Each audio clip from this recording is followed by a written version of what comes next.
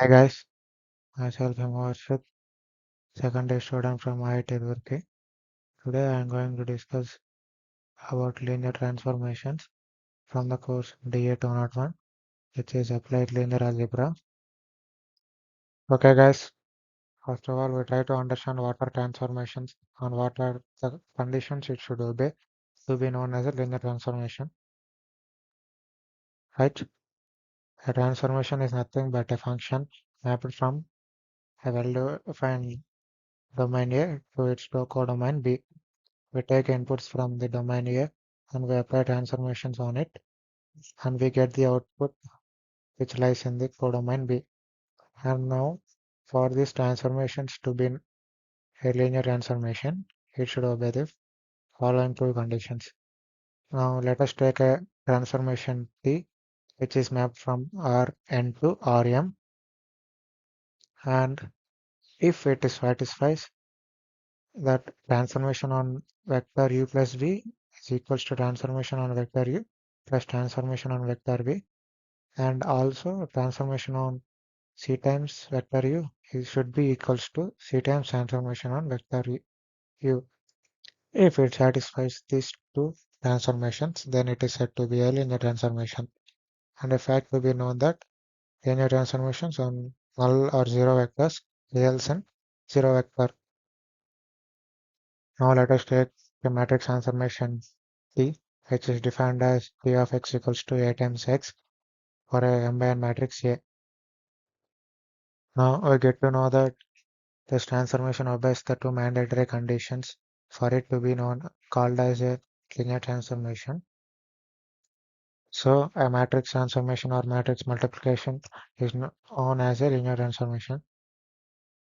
So now we get to know how these linear transformations are linked with the matrices. Now let us take an example.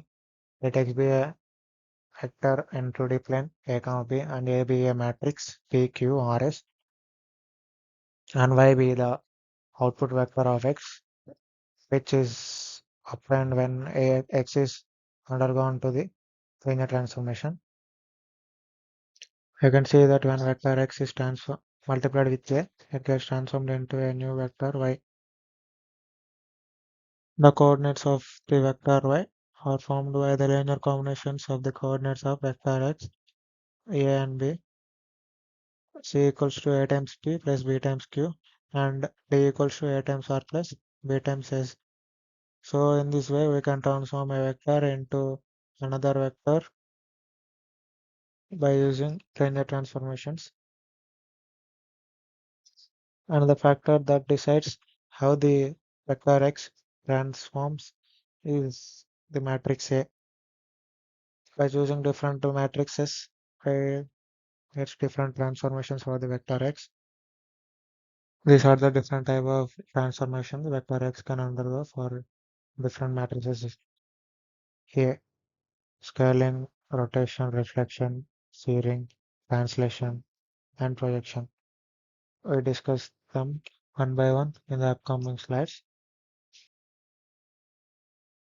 First comes the scaling transformation. In this linear transformation, the change happens only to the magnitude of the vector, and the direction of the vector remains unchanged.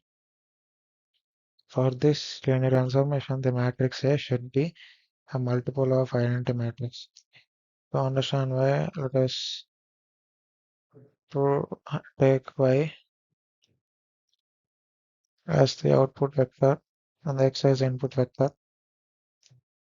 Since x and y has the same direction, y should be some scalar times x. Let the scalar be k. And now as I is formed after after applying the linear transformation on x, it should be ax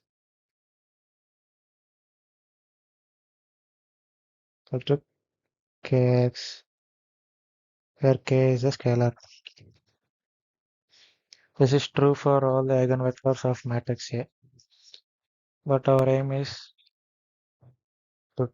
to to get it true for all real values of x. This happens only when A equals to k times the identity matrix. So for a matrix to act as scaling, to do scaling, it should be multiple of the identity matrix. Now let us visualize an example for k equals to 2, that is A equals to 2, 0, 0, 2. Here the scalar matrix is 2, 0 and 0, 2.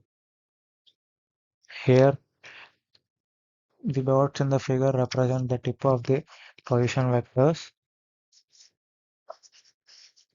from the origin. Now when we apply the scaling transformation to this set of vectors, they get transformed into this. Here every position vector of the point has the same direction as before, but the magnitude of it is doubled.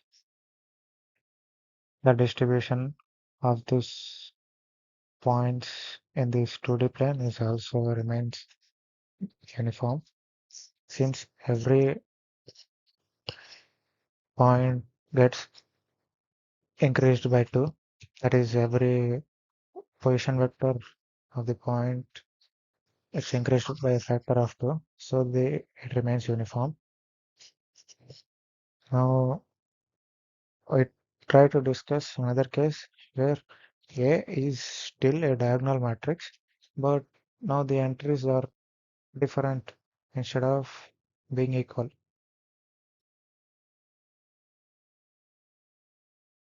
I can have three cases in this situation where the diagonal entries are not equal.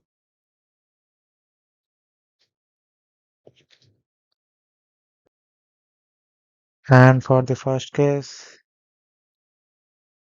the vector xab get transposed as lambda a and lambda b. This is nothing but on the x coordinate is increased by a factor of lambda, whereas the y coordinate remains unchanged.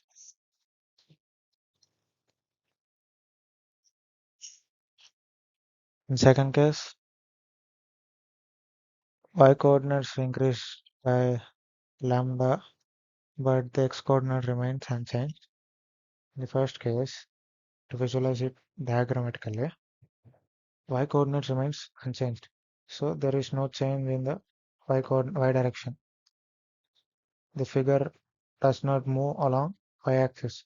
It moves only along x, since y coordinate is same. So it stretches along x-axis in the first case.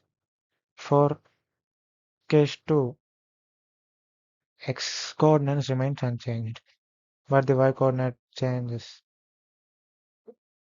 It changes by a factor of lambda. So there is no change in the x coordinate, only y coordinate is changed. So there is stretching along y-axis.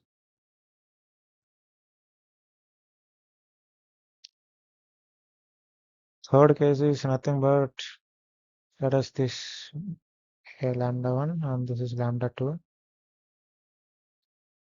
Let this matrix be P. This is Q. This is R.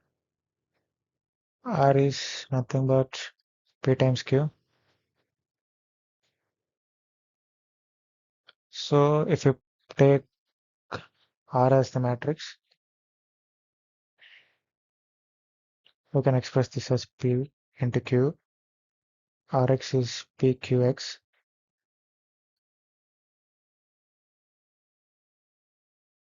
So there is nothing but we are first performing linear transformation with matrix SQ, and then again performing linear transformations on the new set of vectors with matrix as P.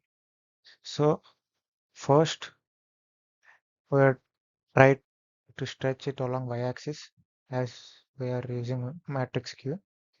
After stretching y-axis, now we are applying linear transformation on this new set of vectors so that it stretches along x-axis. Since it is P, only x coordinate changes, y remains unchanged.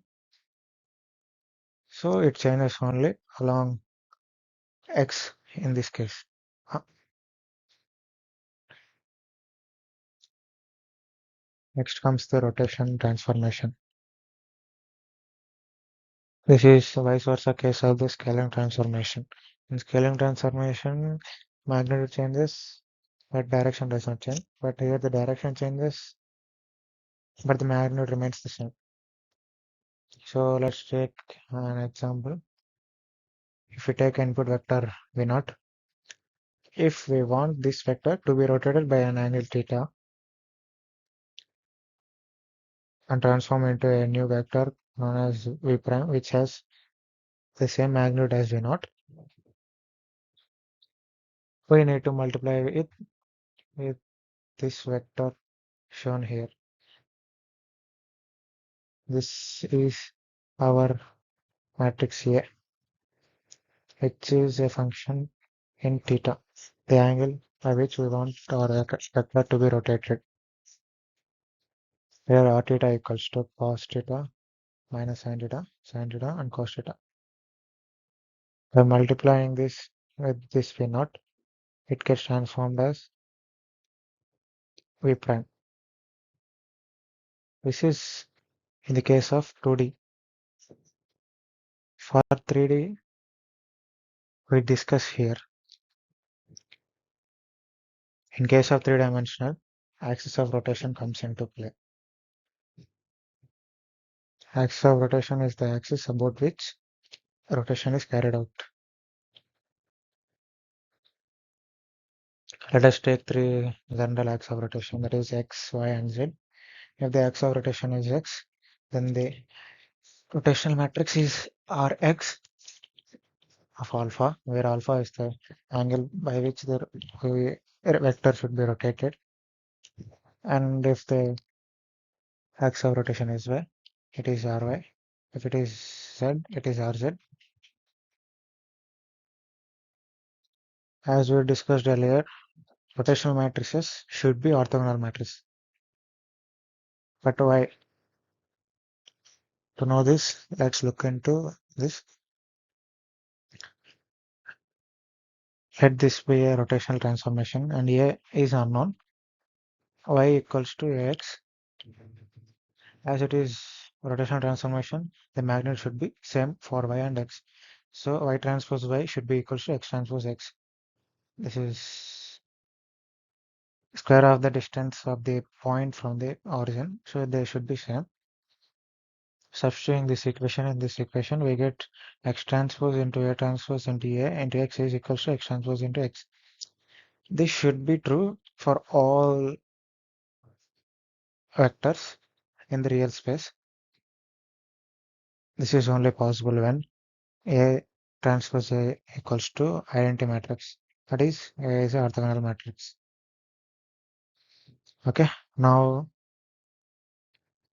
we dis now if we have a general orthogonal matrix which is different from this above three mentioned types, then how to find the axis of rotation for that orthogonal matrix?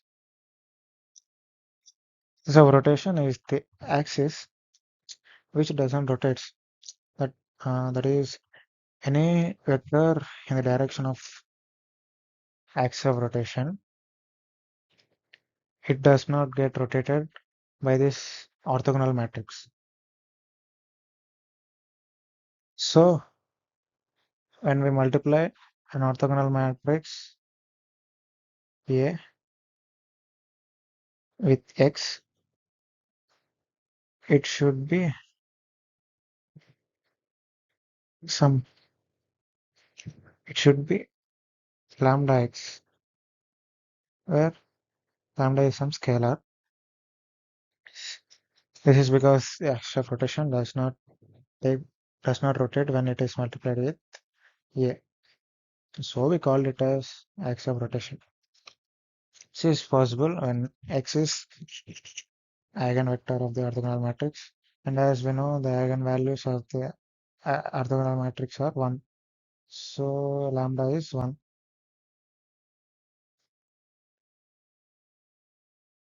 So in case of general 3 by 3 orthogonal matrix, the axis of rotation is along its eigenvector of the orthogonal matrix.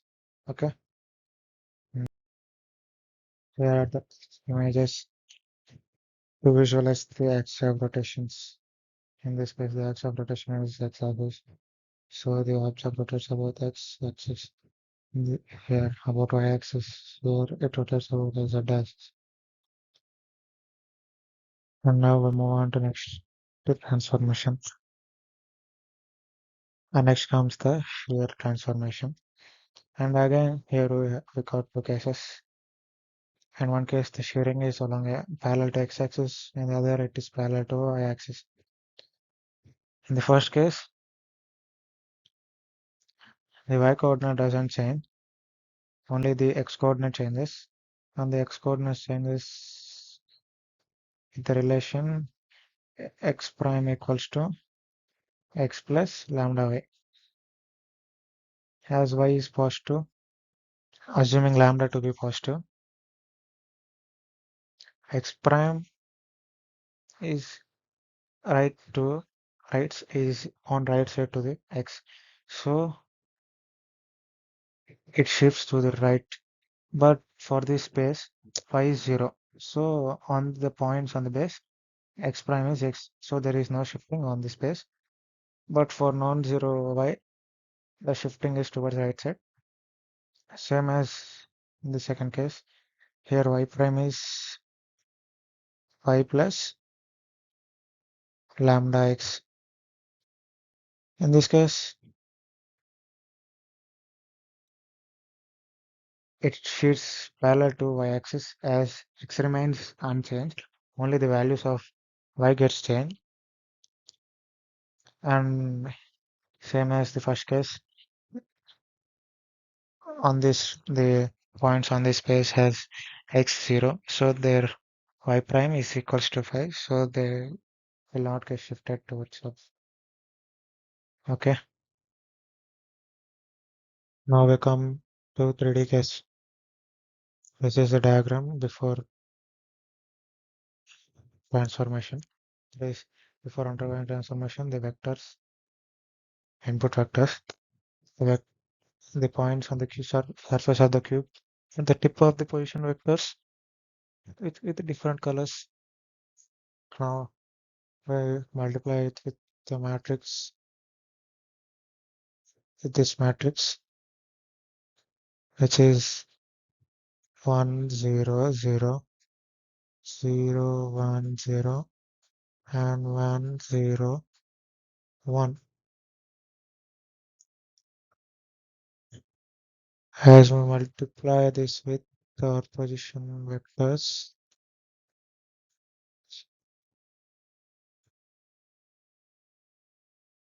there would be no change in our x and y coordinates, but there would be change in z-axis, z coordinate, and let the new z coordinate be z prime. Z prime is given as z plus x. As there is no change in x and y, there would be no shearing or displacement parallel to y or x axis. But as there is change in z coordinates, there would be shearing along z axis. So there would be displacement of the points on the surface of the cube along z parallel to z axis, keeping x and y constant. And to the right of the that is to the part of the cube for which x is positive, z prime would be greater than z since x is positive. So they would move upwards. Since z prime is greater than z, there would be some higher level than the previous one. For the part for which x is negative, for those z would be less z prime would be less than z since x is negative, so they would move downward. Since they have lesser value than the previous, so they move downward. Now we move on to the next case. And now we'll be discussing about the transformation that causes reflection of the vectors or images or set of vectors. Reflection is nothing but mirror images of an object. Choosing the matrix A decides the axis or the plane of the mirror. Now in this case, the mirror is along the x-axis. So the image of A along about x-axis is A prime, image of B about x-axis is B prime, image of C about x-axis is C prime. In this case, only the y-coordinate gets changed, the x-coordinate remains changed. The y-coordinate changes its signs from positive to negative. The x does not change its value. For this case, the axis is y-axis, since only the x values are changed, no y value is changed, and they are opposite in sign. Since by multiplying this matrix, we would get minus A and B. Here in this case, we get A and minus B. Initially, they are A and B. After transformation, they would become this. In this case, they would become this. In this case, the axis is along y equals to minus x.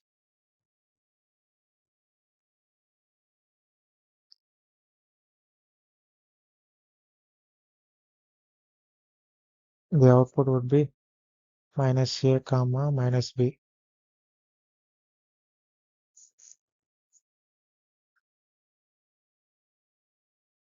B becomes b prime, a becomes a prime, c becomes c prime. The reflection is about the line y equals to minus x, and we will be forwarding to the 3D case in the next slide. Now the same we will discuss in the 3D case. Here we will have plane of the mirror instead of axis of mirror. In this case, the plane of mirror is yz. In this case, it is xz. In this case, it is xy. Since only the value of z changes here, here the value of x changes, here the value of y changes. Changing in the sense it would be change its sign from positive to negative or from negative to positive. It will maintain same distance from the plane of mirror. Here is an example with 8 points on the cube. You can check it out. It's reflection along yz plane since the values of x get changed. Now we are going to discuss about linear transformation that causes translation. This is a process of changing the relative position of an object with respect to the original position by changing its coordinates. Here, the initial position is named as O. The final position is named as O prime. The initial coordinates are x whole, y whole, and z whole. The final coordinates are x nu, y nu, and z nu, and they are related by these equations. X nu is x whole plus tx, y nu is y whole plus ty, z nu is z whole plus tz, and the linear transformation equation in terms of matrix multiplication is given here. Here we are using 4 by 4 matrix, 4 by 1 and 4 by 1 instead of 3 by 3 or 3 by 1, because the constant Tx, it is the parameter we are adding for the older coordinates to get new coordinates, is are independent constants which are not linked with either y old, z old or x old.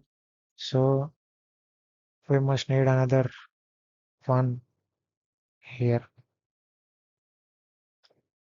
So we are using 4 by 4 matrix. As we are using 4 by 4 matrix, this should be 4 by 4 matrix. Then it will be 4 by 1 matrix. So this is translation, trans linear transformation. Now we look into projection linear transformation. In linear algebra, a projection matrix is a matrix associated to a linear operator that maps vectors into their projections onto a subspace. This subspace depends upon the type of the matrix which we choose. It is matrix A. Now we discuss examples. If we take the matrix A as 1, 2, and 2, 4, and we perform linear transformation on this set of vectors in 2D plane, then the result would be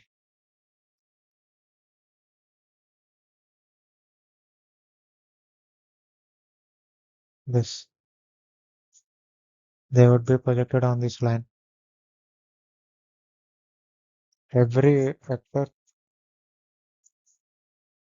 in the 2D plane initially, wait, I'll show you. Yeah, every vector here that would be projected on this line. It is on the subspace onto a subspace. The equation of the subspace would be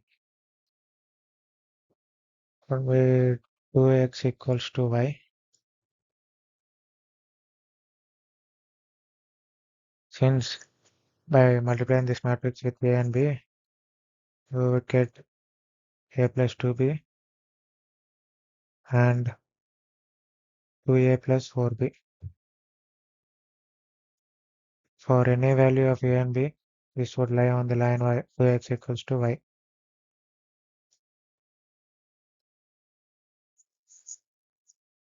And if we look into the 3D case, this is the initial set of vectors.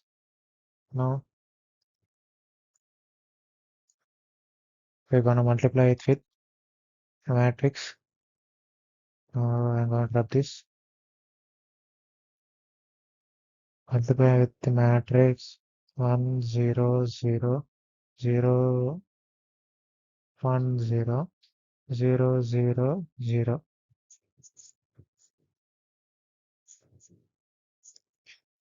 When we multiply with this matrix, the z coordinates become 0. So the entire image or entire set of vectors get projected onto the xy plane since z is 0. Here the subspace is z equals to 0.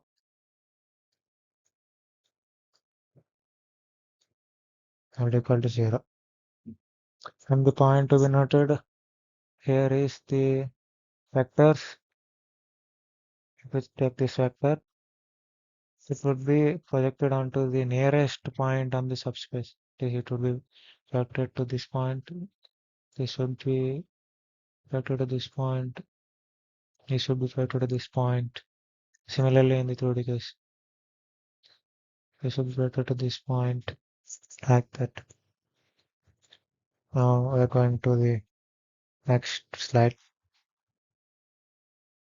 Yeah, till now we have seen how different matrices transform the vectors, and now we'll see how we can get back those vectors from the transformed vectors using the same linear transformations if possible.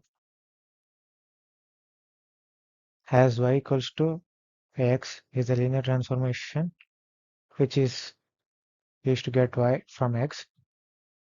Now we're going to multiply with A inverse on both sides. If it exists, then we get x equals to A inverse y. Is equals to A inverse y. By this method, we can get back over the initial vector by multiplying the final new vector with inverse of the matrix A. So like if we take orthogonal matrix, initial vector is x. Multiplying with the orthogonal matrix, it is transformed as y by rotating an angle theta. Now, if we multiply y with transpose of the orthogonal matrix Q transpose, as Q transpose is the inverse of the Q, since it is orthogonal matrix. So multiply this with U, it would make this matrix vector rotate theta clockwise. Initially, if Q rotates its anti-clockwise, Q transpose makes it to rotate clockwise, and the final vector would be x. In this way, A inverse would be used to get back our initial data or initial input vector, etc.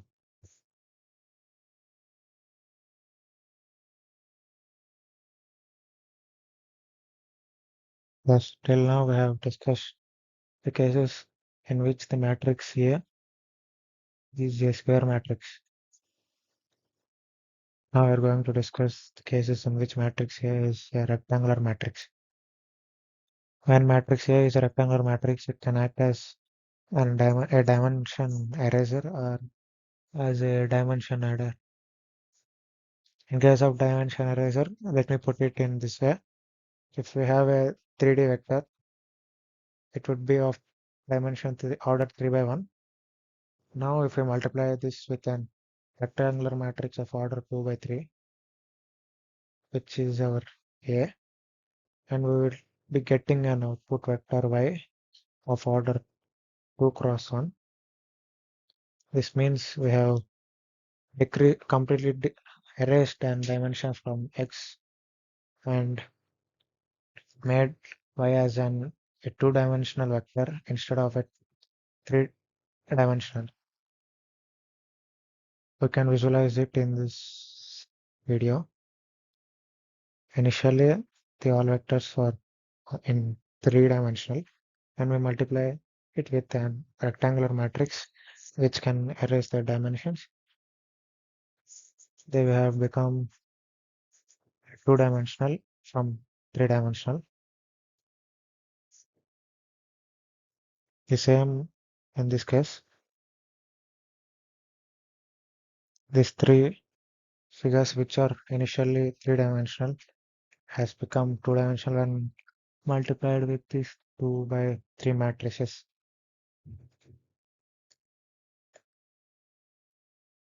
Like this, we can use a rectangular matrix to reduce the dimensions of our data. Dimension reduction is very helpful in data science or in machine learning, since we can eliminate the data which is not useful for us or which is not significant by using these dimension reduction matrices. Yeah, the concepts we have discussed till now are very useful and important in various fields like machine learning and data science and deep learning.